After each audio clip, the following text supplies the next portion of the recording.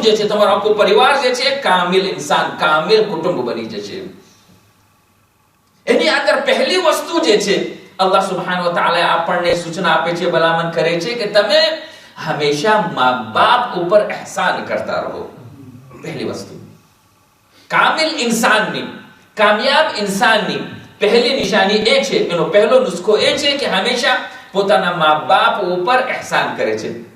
અલ્લાહ સુબ્હાનહુ વ તઆલા કુરાન મજીદમાં શું કહે છે? આયત, ઘણી બધી આયતો છે મા-બાપને ihsan ઉપર, પણ આ આયત કે જે અમારી મજલિસોનો ઉન્વાન છે, એની અંદર અલ્લાહ સુબ્હાનહુ વ તઆલા શું કહે છે? વસૈનલ ઇન્સાન બિવાલિદૈહિ ihસાના, કે અમે ઇન્સાનને વસિયત કરી છે કે હંમેશા પોતાના બાપ ઉપર ihsan કરતો રહે, મા-બાપ ઉપર, વાલિदैन ઉપર ihsan કરતો રહે. શા માટે?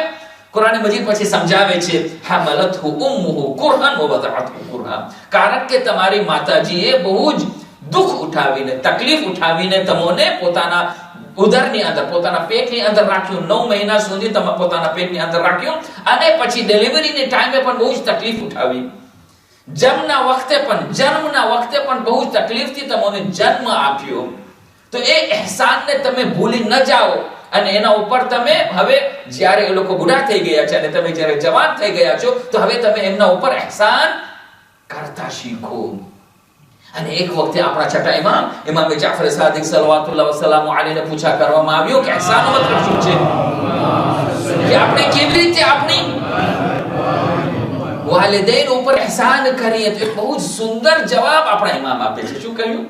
કે ihsanનો મતલબ એ છે કે તમારા મા-બાપ તમને કાંઈ પૂછે એનાથી પહેલા એમની જરૂરિયાતની વસ્તુને એમની સામે તમે રાખો. તમને પૂછે એ પહેલા તમને ખબર છે કે આ ટાઈમ જે છે મારા બાપનો દવા ખાવાનો ટાઈમ છે, તો એ પૂછે, એને યાદ આવે એનાથી પહેલા તમે દવા એની સામે રાખો.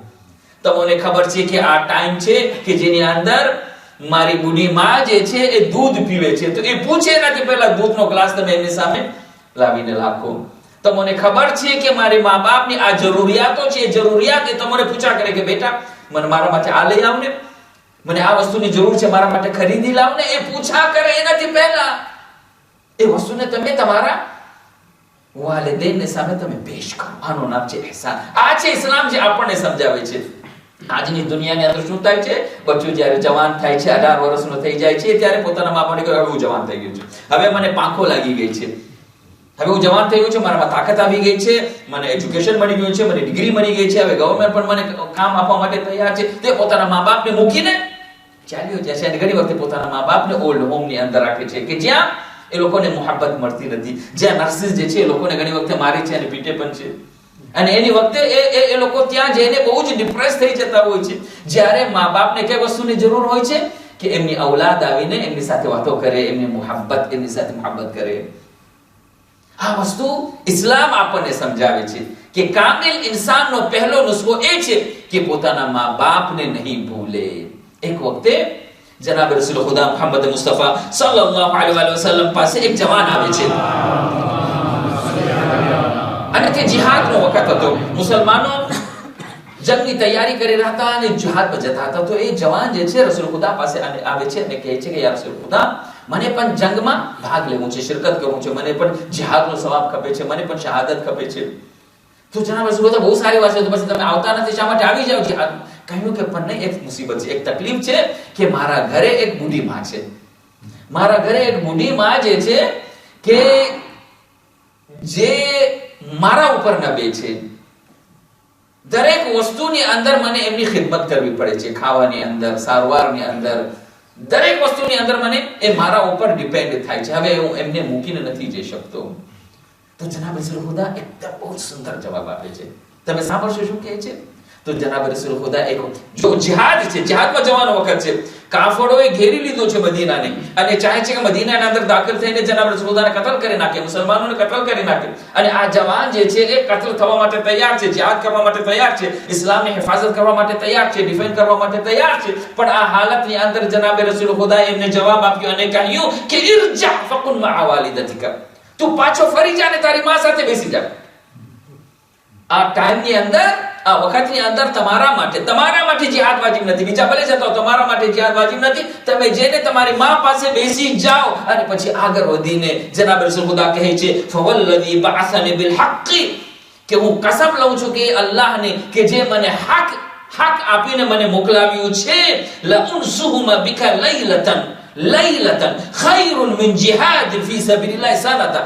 એક રાત તમે તમારી માની ખિદમત કરો બહેતર છે એક વર્ષના જિહાદ કરતા. એક રાત માની તમે જેની ખિદમત કરો, એની જરૂરિયાતને પૂરી કરો, બહેતર છે એક વર્ષના જિહાદ કરતા. આ છે. અને એક બીજી હદીસની અંદર જનાબ રસૂલ ખુદાએ કહે છે કે નમાઝ કરતા પણ, રોજા કરતા પણ, હજ કરતા પણ બહેતર છે વાલિदैन સાથે ihsan કરવાનું. મતલબ શું? માણસો અજબ થઈ ગયા. નમાઝ એ તો ફુરુઈદીનમાં પહેલો છે, પછી બીજો રોજો આવે છે, ત્રીજો હજ આવે છે, ઝકાત આવે છે, ખુમ્સ આવે છે. તો જનાબ રસૂલ ખુદા કહે બહેતર છે કે તમે મા બાપની સાથે, હદીસમાં છે બિરુલ વાલિदैन અફضل من الصلاة والصوم والحج والعمرة والجهاد في سبيل الله. કે વાલિदैन સાથે ihsan કરવું બહેતર છે આ તમામ વસ્તુ કરતા, નમાઝ કરતા, રોજા કરતા, હજ કરતા, જિહાદ કરતા, ઉમરા કરતા, જિહાદ કરતા. તો માણસો અજબ થઈ ગયા કે કેમ થાય? શા માટે બહેતર છે વાલિदैन સાથે? કે જ્યાં સુધી તમારા વાલિदैन તમારી સાથે ખુશ ન હોય, તમારી નમાઝ કબૂલ નથી, તમારા રોજા કબૂલ નથી, તમારો હજ કબૂલ નથી, જ્યાં સુધી કે એ લોકો તમારાથી રાજી ન થાય. એ લોકોને રાજી કરવું જે છે સૌથી પહેલી વસ્તુ છે. એટલા જ માટે એક વખતે જનાબ રસૂલ ખુદાને એમરજન્સી બોલાવવામાં આવ્યું. કહ્યું કે એક જવાન છે કે જે સકરાતુલ મોતમાં છે, બહુ તકલીફમાં છે, બહુ જ પીડાઈ રહ્યો છે, ન તો મરી રહ્યો છે, ન તો જીવી રહ્યો છે. અને આપણે એને કહીએ છીએ કે તું હવે મોત બાજુમાં છે, તું કલીમા શહાદતૈન પઢ, લા ઇલાહા ઇલ્લલ્લાહ પઢ. તો એ કલીમો પણ નથી પડતો, આ હાલતની અંદર છે, તમે આવીને કંઈ કરો. તો રસૂલ ખુદા ગયા તો જોયું કે ખરેખર તે સકરાતુલ મોતની હાલતની અંદર હતો, બહુ પીડાઈ રહ્યો હતો અને કલીમા શહાદતૈન પણ નહોતો કહેતો. તો પૂછા કર્યું કે એનો કોઈ વાલિदैन કોઈ મોજૂદ છે? કે એના બાપ ગુજરી ગયા છે, એની માં મોજૂદ છે. ક્યોંકि એને માને બોલાવી લાવો. કહ્યું કે નહીં, એની માં જે છે એનાથી નારાજ છે, એની માં એનાથી નારાજ છે, આવા માંગતી નથી. કહ્યું કે એને બોલાવો. કે નહીં, કે હું મારા છોકરાને આંખ કરી છું, મને નથી ખપતો કે એનું મોઢું પણ હું જોઉં. તો જનાબ રસૂલ ખુદાએ કહ્યું કે બસ એ જે આજે પીડાઈ રહ્યો છે, ન તો મરી રહ્યો, ન તો જીવતો રહ્યો, એનું કારણ જે છે કે એની માં એનાથી નારાજ છે. અને એની માં જ્યાં સુધી એનાથી ખુશ નહીં થાય, આ ઇન્સાન જે છે જન્નતમાં ક્યારે પણ નહીં જાય. પછી ભલે નહીં જાય, રોજા રાખ્યો હોય, નમાઝો પડ્યો હોય, પોતાની જિંદગી ઇબાદતની અંદર વિતાવ્યો હોય, માને ખુશ કરો, માને ખુશ કરવાનું. કહ્યું કે હવે શું થાય? કહ્યું કે ઓકે, તમે છે લાકડીઓને લઈ આવો અને લાકડીઓમાં તમે આગ બાળો અને પછી એની માને કહો કે હવે છોકરો જે છે મરી નથી રહ્યો, જીવતો પણ નથી રહ્યો, તો આપણે એને આગમાં એને બારી નાખીએ કે જેથી કરીને એનો છુટકારો થઈ જાય. તો માને જ્યારે સમાચાર મળ્યા કે જનાબ રસૂલ ખુદાએ કહ્યું કે લાકડીને ભેગા કરીને તમે આગમાં બાળો, તો તરત જ માં આવી જાય છે અને કહે છે કે મારા દીકરાને ખબરદાર તમે નહીં બાળો, કે મારા દીકરાને તમે તકલીફ પહોંચાડો છો. તો જનાબ રસૂલ ખુદાએ કહ્યું કે આઈ માં, કે તું નથી ચાહતી કે દુનિયાની આગમાં તારો દીકરો બળે, તો જ્યાં સુધી તું એનાથી રાજી નહીં થાય તો હંમેશા તે જહન્નમની આગમાં બળશે. શું તને કબૂલ છે? તો માં જે છે તરત જ એ દીકરાને માફ કરી નાખે છે અને કહે છે કે બસ હું મારા છોકરાથી રાજી છું, એને માફ કરી નાખું છું. એમ કહે છે ત્યાં જ તે છોકરો જે છે કલીમે શહાદતૈન પડે છે, લા ઇલાહા ઇલ્લલ્લાહ મુહમ્મદ રસૂલુલ્લાહ, અને આસાનીની સાથે એનો રૂહ નીકળી જાય છે અને જનાબ રસૂલ ખુદા કહે છે કે હવે એ જન્નત તરફ ગયો છે. માનો રાજીપો. તો વસૈનલ ઇન્સાન, કે અમે ઇન્સાનને વસિયત કરી છે હંમેશા મા બાપને રાજી રાખે. હત્તા ઇદા બલગ અશુદ્ધહુ બલગ 40 સના. આયત આગળ વધીને કહે છે કે જ્યારે ઇન્સાન 40 વર્ષનો થાય છે. જો આ આયતની અંદર અલ્લાહે ઇન્સાનની એક કામિલ ઉંમરનો એક ફિગર આપ્યો છે કે ઇન્સાન જ્યારે 40 વર્ષ સુધી પહોંચે છે, ઇન્સાન નાનો હોય છે, બચ્ચો હોય છે અને તે પરફેક્ટનેસની મંઝિલમાં આગળ વધે છે. શરીર નાનો હોય છે, મોટો થાય છે, એનો અક્લ જે છે એ મેચ્યોર હોતો નથી, આસ્તે આસ્તે ઇલ્મને હાસિલ કરે છે, એજ્યુકેશનને હાસિલ કરે છે અને આગળ વધે છે. તો 40 વર્ષનો જ્યારે પહોંચે છે ત્યારે મેચ્યોરિટીના મંઝિલ સુધી આવી જાય છે. અને મેચ્યોરિટીના મંઝિલ સુધી જ્યારે આવી જાય છે તો એના કેવા વિચારો હોવા જોઈએ, એ કામિલ ઇન્સાનના કેવા વિચારો હોવા જોઈએ, એ આપણને આયત સમજાવે છે. કે જ્યારે તે 40 વર્ષનો થઈ જાય છે તો પણ કહે છે કાલ રબ્બી, અય મારા રબ, અવઝિની, કે તું મને તૌફીક આપ, અન અશકુર નિઅમતક અલ્લતી અનઅમત અલય વઅલા વાલિદય, કે તું મને તૌફીક આપ કે હું હંમેશા તારો શુક્રિયા અદા કરતો રહું. આ બીજો નુસ્ખો.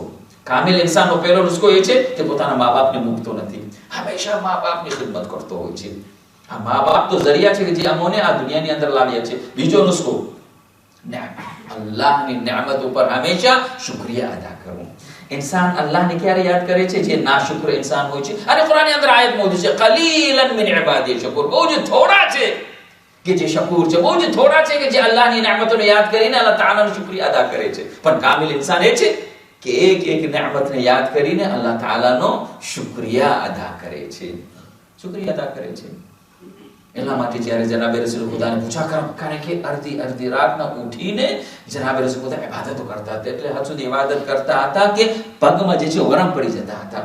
તો કહ્યું કે તમે તો માસૂમ છો, તમે તો કોઈ ગુનાહ પણ નથી કર્યો, આટલી બધી તકલીફ શા માટે ઉઠાવો છો, આટલી બધી ઇબાદત શા માટે કરો છો? જનાબે રસૂલ ખુદા શું જવાબ આપ્યો કે શું અલ્લાહ તાઆલાનો શુક્રિયા અદા નહીં કરું? શુક્રિયા, નિયામતનો શુક્રિયા. ઇન્સાન ક્યારે અલ્લાહને યાદ કરે? જ્યારે તકલીફમાં આવી જાય છે, મુસીબતમાં આવી જાય છે, બીમાર થાય છે, ત્યારે કહે છે કે હવે આપણે આમાં જીવવું પડીએ.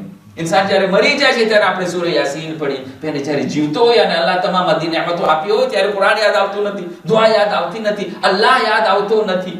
નહીં, કામિલ ઇન્સાન એ છે કે હંમેશા અલ્લાહનો શુક્રિયા અદા કરતો હોય. આપણે કોઈ ઇન્સાન નાની ભેટ આપે છે, એક કલમ આપે છે, એક કિતાબ આપે છે, આપણે કહીએ શુક્રિયા કહીએ છીએ, થેન્ક યુ કહીએ છીએ, મરસી કહીએ છીએ. પણ અલ્લાહ આટલી બધી નિયામતો જે આપણે આપી છે એ આપણે નાશુકરા બની જઈએ છીએ અને એને ભૂલી જઈએ છીએ.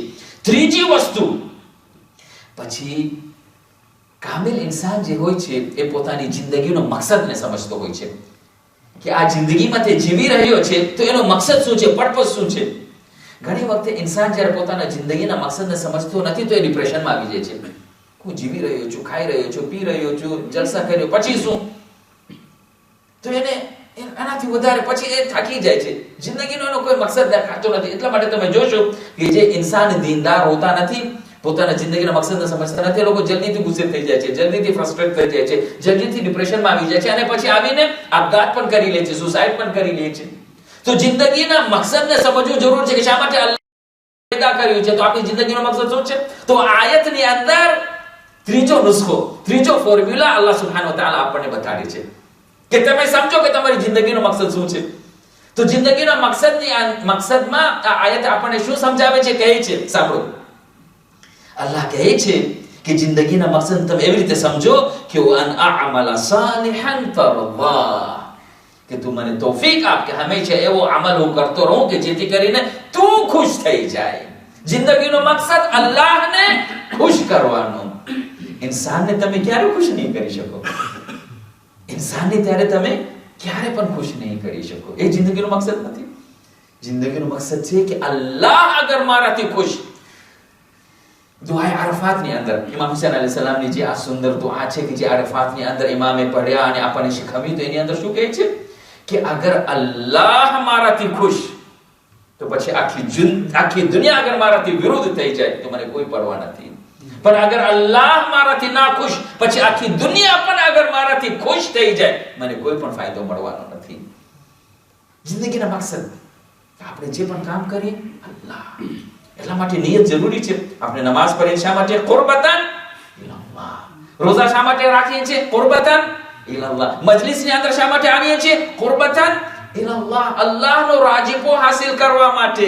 જ્યારે આ આપણું જિંદગીનો મુદ્દો બની જાય છે, મકસદ બની જાય છે, તમે જોશો કે નાની નાની વસ્તુ, નાની તકલીફો જે છે આરામની સાથે આપણે એનો ગુજારો કરી શકીએ છીએ. દિલની અંદર એક વખતે સુકૂન મળે છે. તમે જોશો કે ઇમામ હુસૈન અલૈહિસ સલામ આટલી બધી મુસીબતોની અંદર આટલી બધી મુસીબતો ઇમામ હુસૈનને ઘેરી વળી, પણ જેમ જેમ મુસીબત વધતી ગઈ તેમ તેમ રિદન બિકદાઇહી વ તસ્લીમન લિઅમરી, કે પોતાના સરને ઝુકાવી લીધા છે અને અલ્લાહનો રાજીપો હાસિલ કરવા માટે. અને આશુરના દિવસની અંદર ઇમામ હુસૈન અલૈહિસ સલામ જ્યારે પોતાના તમામ અસહાબો, અંસારને, દોસ્તોની જ્યારે કુરબાની આપી દીધી, એટલે હદ સુધી કે અલી અસગરની પણ જ્યારે કુરબાની આપી દીધી, તો એક વખતે ગંજે શુહદાની અંદર બેસીને અલ્લાહના દરગાહમાં હાથ ઊંચા કરીને કહે છે કે અલ્લાહ, આ તમામ કુરબાની મેં આપી છે, તું મારાથી રાજી છે કે નથી? તું મારાથી રાજી થઈ ગયો કે નથી? આ જિંદગીનો મકસદ. જે પણ કામ કરવાનું છે જોઈએ કે અલ્લાહ એનાથી ખુશ છે કે નથી. જનાબે ઝૈનબની સામે જ્યારે ઓનો મુહમ્મદની લાશો લેવામાં આવે છે, જનાબે ઝૈનબ રુદન કરે છે, શિકાયત કરે છે, રડે છે, માતમ કરે છે નહીં, સજદામાં જાય છે અને અલ્લાહ તાલાનો શુક્રિયા અદા કરે છે કે પરવરદિગાર આલમ તારા લાખ શુકર કે તે મારી આ નાની કુરબાનીને કબૂલ કરી. જે પણ આપ કામ કરી અલ્લાહનો રાજી. એક વખતે જિંદગીની અંદર આવી જાય, આ ફોર્મ્યુલા આવી જાય, મને એના ઉપર અમલ કરવો છે, મને અલ્લાહને રાજી કરવું છે. બીજો કોઈ રાજી થાય કે ન થાય, બીજો કોઈ ખુશ થાય કે ન થાય, મને પર અલ્લાહ મારાથી ખુશ છે, બસ મને એ જ ખપે છે.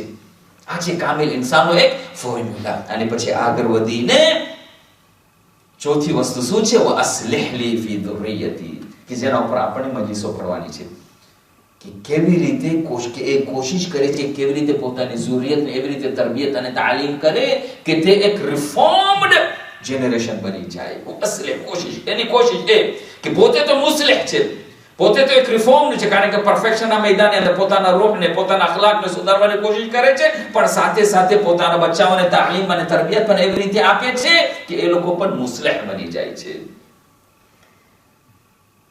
અને પોતાની બચ્ચાની એવી રીતે તરબિયત કરે છે. જનાબ રસૂલુલ્લાહે કહ્યું કે તમારા બચ્ચાઓનો જિંદગી જે છે એના 3 સ્ટેજીસ છે. 3 સ્ટેજીસ છે. 7 વર્ષ સુધી, અરબીમાં નથી કહેતો જલ્દીથી કારણ કે ટાઈમ નથી, 7 વર્ષ સુધી તમે તમારા બચ્ચાઓની એવી રીતે તરબિયત કરો કે એમને તમામ જાતની મોહબ્બત આપો, જાણે કે એ તમારો રાજા છે, તમારો સૈયદ છે, તમારો આકા છે. જે પણ કહે, જે પણ તમે માંગે તમે આપો. મોહબ્બત, એ લોકો એને ડાંટો નહીં, સજા નહીં કરો, પનિશ નહીં કરો. જે પણ એ કહે 7 વર્ષ સુધી, જ્યારથી જન્મ્યો 7 વર્ષ સુધી બહુ જ એમની સાથે તમે મોહબ્બત કરો કે જેથી કરીને એની અંદર એક જાતનું કોન્ફિડન્સ આવી જાય. પછી બાકીના જે 7 વર્ષ છે, 8 વર્ષથી કરીને 14 વર્ષ સુધી જે છે એને તમે અગર તે અલ્લાહનો, ઇબાદતનો અને નમાઝ અને રોજાની અંદર કામ ન કરે તો તમે લોકોને ડાંટો પણ, એ લોકોને સમજાવીને તમે એ લોકોને અલ્લાહના દીનના રસ્તા ઉપર એ લોકોને લઈ આવો. કારણ કે આ હવે વખત છે તરબિયત અને તાલીમનો. તો એની અંદર અગર તે નમાઝ ના પડે તો એની અંદર તમે ડાંટી પણ શકો છો. અને ત્યાંની અંદર તમે 8 વર્ષનો થઈ જાય ત્યારે રોઝા રાખવાનું પણ તમે શીખાડો એને. આખો રોજો નહીં રાખી શકે તો અડધો રાખે, અને બહુ જ પ્યાસ લાગે તો પછી થોડું પાણી પણ આપી દો, પછી કહો કે હવે વાંધો નથી, તું કન્ટિન્યુ કર. આવી રીતે તમે એવી રીતે કરશો તો પછી જ્યારે 14 વર્ષનો થઈ જશે તો એ પછી તમારો વઝીર એવી રીતે બની જશે કે તમને ખબર છે કે હવે હું એને જ્યાં પણ મોકલાવું એ ગુમરાહ નહીં થાય, હંમેશા સીધા રસ્તા ઉપર હશે. પણ જ્યારે આપણે 14 વર્ષ સુધી અગર આપણે એ લોકોની તરબિયત કરતા નથી તો પછી ઘણી વખતે આપણે જ્યારે કોઈ સ્કૂલમાં મોકલાવીએ, યુનિવર્સિટીમાં મોકલાવીએ, કોલેજમાં મોકલાવીએ તો પછી શું હાલત થાય છે કે આપણને ડર હોય છે કે દીનમાંથી તો ચાલ્યો નહીં જાય, સીધા રસ્તા ઉપર બાકી રહેશે કે નહીં. એ ડર હોય છે કે નથી હોતો? હોય છે. શા માટે? કારણ કે ઘણી વખતે આપણે કોશિશ કરીને એ લોકોની સરખી રીતે તરબિયત અને તાલીમ નથી કરી. એટલા જ માટે આપણા બીજા ઇમામ હસન અલ-મુજતબા અલૈહિ સલાતુ વસલામ એક હદીસ છે કે જેમાં એમણે કહ્યું છે કે ગેર મુસલમાન કોમ, બીજા માણસો આવીને તમારા બચ્ચાઓની તરબિયત કરે એનાથી પહેલા તમે એ લોકોની ટ્રેનિંગ કરો, એ લોકોની તમે તરબિયત કરો. તમે એવા સ્કૂલમાં તમે બચ્ચાઓને ન મોકલાવો કે જે ગેર મુસલમાન કોમ જે છે એ લોકોની તરબિયત અને તાલીમ આપે. ઘરની અંદર તમે કાઈ ના આપ્યું, મદ્રસાની અંદર તમે કાઈ ના આપ્યું, મસ્જિદની અંદર તમે કાઈ ના આપ્યું, મજલિસની અંદર કાઈ ના મળ્યું એ લોકોને. હવે એ લોકોને આપણે મોકલાવી દીધા બીજી સ્કૂલોની અંદર કે જ્યાં જે ગેર મુસલમાનો છે. અને પછી કેવી રીતે આપણે આશા રાખી શકીએ કે એ લોકો જિંદગીના મકસદને સમજી શકે, દીની તાલીમ હાસિલ થઈ શકે? નહીં. 14 વર્ષ સુધી અગર આપણે એ લોકોની તાલીમ અને તરબિયત કરી તો પછી જ્યાં પણ મોકલાવીએ. એક ઇન્સાનને પોતાના છોકરાને યુનિવર્સિટીમાં મોકલાવે, યુનિવર્સિટીની અંદર તમને ખબર છે ઇન્ટરમિંગલિંગ હોય છે, છોકરાઓ છોકરીઓ સાથે ભણે છે. તો એક વખતે એક ઘર લઈ લીધો હતો, એક ફ્લેટ લઈ લીધો, એક જગ્યા લઈ લીધી હતી, રહેતો હતો અને પછી જતો હતો શીખવા માટે. તો અને સાચો કિસ્સો છે અને એક ઇબરતનો કિસ્સો છે. આપણે ખબર પડે કે કેવી રીતે અગર એક બચ્ચાને સારી તાલીમ અને તરબિયત મળે તો કેવી રીતે પોતાની ગુમરાહીથી બચાવી શકે છે. તો રાતના એક વખતે પોતે બેસીને સ્ટડી કરતો હતો, એમનો ઇમ્તિહાન, એમની પરીક્ષાઓ, એમના એક્ઝામ્સ નજદીક હતા, તો કોઈ દરવાજો ખટખટાવે છે. તો આ અડધી રાતની અંદર કોણ દરવાજો ખટખટાવે છે? દરવાજો ખોલ્યું તો કે એક રૂપાળી છોકરી, સુંદર છોકરી. કહ્યું કે કેમ, શા માટે? કહ્યું કે હું છે ને મારું ઘર કોઈ, તે વખતે વાવાઝોડું હતું અને વાયોલેટ હવા ચાલતી હતી. કહ્યું કે હવે અમારો રસ્તો મેં કોઈ લીધા છે અને તકલીફમાં છે, તમે બસ ખાલી મને એક રાતનો સહારો આપો, કે એક રાત આવીને તમારા સાથે શું, પછી હું કાલે પાછું મારા ઘરે ચાલી જઈશ. આ અડધી રાતની અંદર હું ક્યાં જાઉં? બહુ હવા બહુ ચાલી રહી, તોફાન છે, વરસાદ પડી રહી છે. તે છોકરો બિચારો ને ખાતો કે આ છોકરી હવે ક્યાં જશે? તો કે બિસ્મિલ્લાહ આવી જા. તો દરવાજો ખોલી દીધો, આશરો દઈ દીધો. પણ હવે રસૂલ ખુદાની હદીસ છે કે જ્યારે એક છોકરો અને એક છોકરી, જવાન છોકરો અને છોકરી રૂમની અંદર એકલા હોય તો ત્રીજો કોણ હોય છે? શૈતાન હોય છે. તો શૈતાને વસવસો આવીને શરૂ કરી નાખ્યો કે કોઈ જોતો નથી, છોકરી રૂપાળી છે, હું પણ જવાન છું, તો બસ દિલની અંદર વસવસો પેદા કર્યો. પણ તે છોકરો જે છે એ નહીં ખાતો. તો જ્યારે વસવસો જ્યારે બહુ જ વધારે થયું તો એને શું કર્યું કે બાજુમાં જે કિચન હતું એની અંદર એને કુકરને ઓન કર્યું, ગેસનો કુકર હતો એને ઓન કર્યું, અને ઓન કરીને પોતાની આંગળીને તે આગ તરફ લઈ જાય છે, નાખે છે. કહ્યું કે તું ટેસ્ટ કર, આગની ગરમીને ટેસ્ટ કર. આ ઝિના જે છે ગુનાહનો કામ છે અને હું એના પર અમલ કરી શકતો નથી. તો દુનિયાની આગ જે છે એને જ્યારે તું સહન કરી નથી શકતો તો કેવી રીતે જહન્નમની આગને તું સહન કરી શકે? બસ પાછો એનો જે ડિઝાયર જે છે ઓછું થઈ ગયું, આગને ઠારી નાખ્યો. અમુક વખત પછી પાછો વસવસો પેદા થયો અને પાછો એને આગને બારીને પાછો પોતાની આંગળીને લઈ ગયો. એટલે આ સુધી ફજર થઈ ગઈ. કે છે કે તે ફજર સુધી એની આખી આંગળી જે છે બળી ગઈ હતી, પણ પોતાને ગુનાહના અને ઝિનાના કામથી પોતે બચી ગયો. આ છે કે જ્યારે આપણા બચ્ચાઓને આ તરબિયત આપીએ છીએ તો કોઈ પણ જગ્યાએ લોકોને મોકલવા આપણને ખબર છે કે નહીં, એ ઈમાનના રાસ્તો પર હંમેશા બાકી રહે છે. સલવાત પઢો મોહમ્મદ વ આલે મોહમ્મદ પર.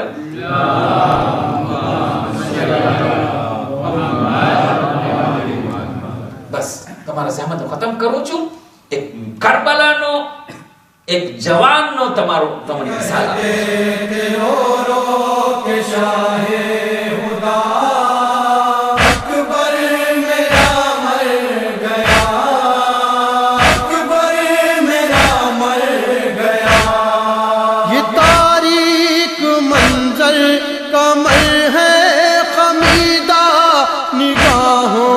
में